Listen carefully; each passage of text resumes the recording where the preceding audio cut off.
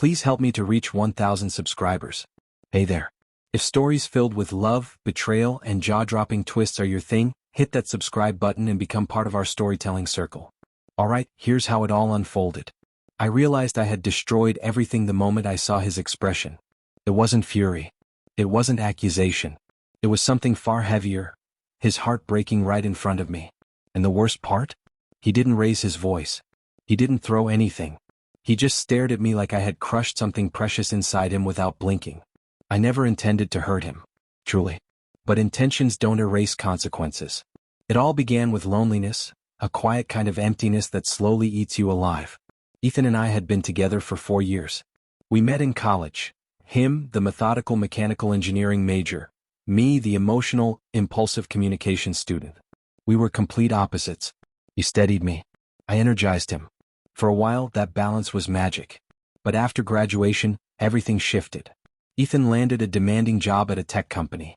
His work hours grew longer and longer. 12-hour shifts stretched to 14. He'd come home drained, barely talking, always glued to screens, laptop, phone, anything but me.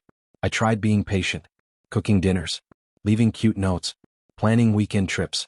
But every attempt was brushed off with a maybe later, or I'm swamped. Eventually, I gave up trying. And in that quiet space, someone else floated in. His name was Caleb. We crossed paths at a coworker's birthday party. He wasn't even supposed to be there. We ended up joking about horrible karaoke performances, and the conversation felt effortless, bright, alive. The next day he followed me on Instagram. 48 hours later he messaged me. I should have ignored it. I didn't. At first it was harmless. Casual conversations. But every message from him filled a gap I didn't even know had formed. He asked about my day. He noticed my outfits. He sent good morning texts.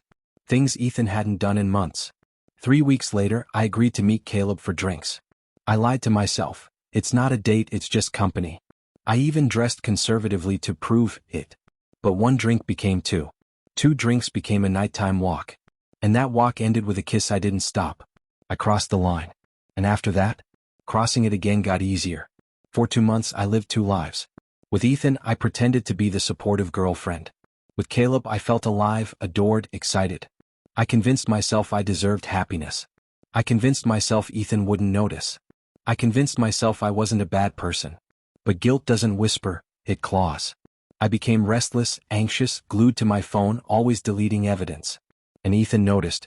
One night he looked at me and asked, "Are you seeing someone else?" I lied instantly. No. He just nodded. And I thought that was the end of it. It wasn't. 3 days later, I came home to find Ethan gone.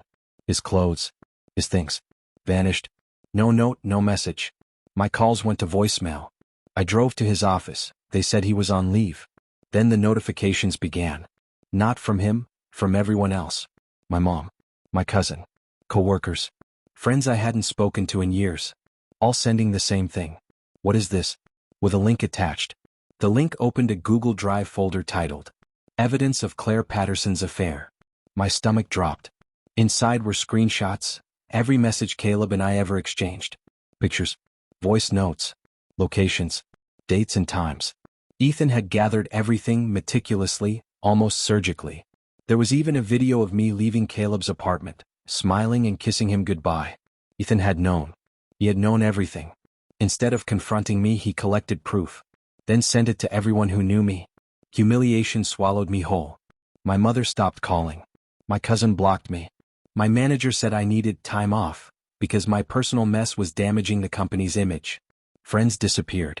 Caleb too, he blocked me everywhere saying he didn't want drama. I was alone. Completely. I tried reaching out to Ethan to apologize, to explain, to beg. Nothing. Finally, I showed up at his new apartment. He opened the door, looked me dead in the eyes and said, "You shattered me. I wanted you to understand what that feels like." Then he closed the door. Rebuilding myself took months. Therapy, journaling, deleting social media, reading about shame and responsibility, crying until I couldn't breathe. I wanted to vanish, but I didn't. I stayed. I faced what I'd done.